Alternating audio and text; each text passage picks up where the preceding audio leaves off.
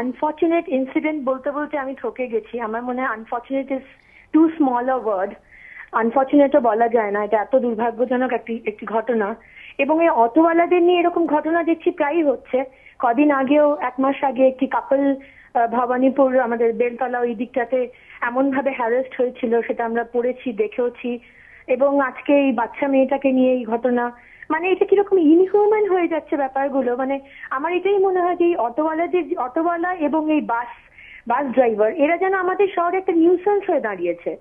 তো এটা কি কোন রকম ভাবে সলভ করা যায় না? এরা কি মানুষ নয়, নাকি মানুষের সেন্টিমেন্টস গুলো কি এদের মধ্যে আর কাজ করছে না, নাকি এদের বাড়িতেও কি কোনো বাচ্চা মেয়ে থাকে না, এদের কি কোনো ছেলে মেয়ে নেই, নাকি দিদি দাদা কেউ নেই?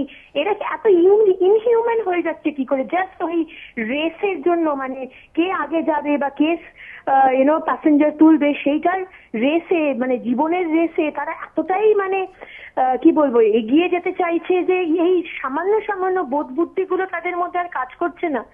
এবং আবার সেই একটাই কথা, মানে যতই যা কিছু হোক, এই জিনিসটা হোক, কি রেপ হোক, কি হ্যারাসমেন্ট হোক, সবকিছুর মূলেই হচ্ছে যে মানে ব্যাপারটা আমার মনে হয় যে পানিশমেন্টটা দরকার। আর যদি পানিশমেন্ট না হয় তাহলে এগুলো বাড়তেই থাকবে।